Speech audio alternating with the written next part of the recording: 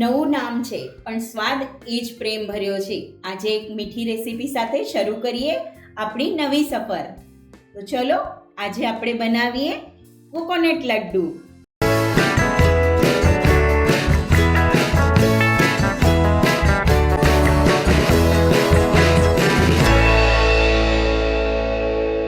એના માટે સૌથી પહેલા આપણે 1 ચમચી ઘી લઈએ છે. હવે એમાં આપણે 2 કપ તાજા નારિયેળનું છીણ લઈએ છે.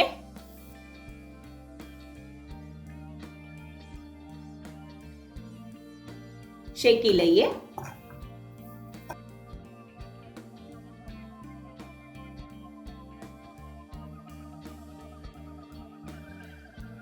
બે થી 3 મિનિટ માટે આપણે એને શેકી લઈએ છે. હવે આપણે એમાં અડધો કપ દૂધ એડ કરીએ છે. દૂધ અહીંયા મેં થોડું સતપ લીધું છે.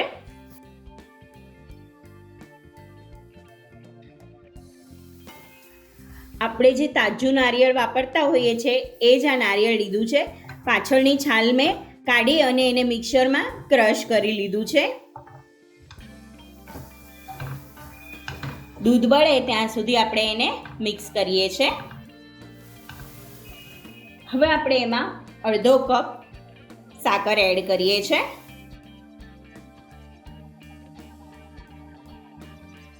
સાકર ઓગળી અને સરસ મિક્સ થઈ જાય, મિશ્રણ કડાઈ છોડે ત્યાં સુધી આપણે એને હલાવતા રહેવાનું છે. તમે જોઈ શકો છો સાકર સરસ ઓગળી ગઈ છે અને મિશ્રણ કડાઈ છોડી રહ્યું છે. હવે આ સ્ટેજ ઉપર આપણે ગેસ બંધ કરી દઈએ છે અને આને ઠંડુ કરી લઈએ છે.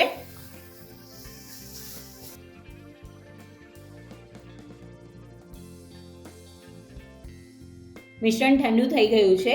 હવે આપણે એના લાડવા વાળી લઈએ.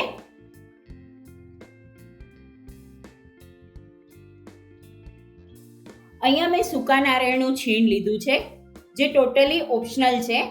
એમાં હું લાડવાને કોટ કરું છું.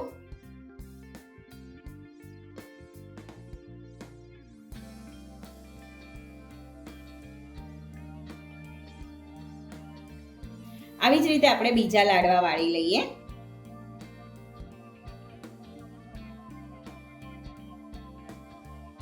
કોકોનટ લડ્ડુને સર્વ કરીએ. અહીંયા મેં સર્વ કરવા માટે પેપર કપ્સ લીધા છે. તમે એમને પણ સર્વ કરી શકો છો. દેખાવમાં જેટલા સરસ છે એટલા ખાવામાં પણ સરસ છે. તમે તમારા ઘરે બનાવજો અને મને કમેન્ટમાં જરૂરથી જણાવજો કે કેવા બન્યા.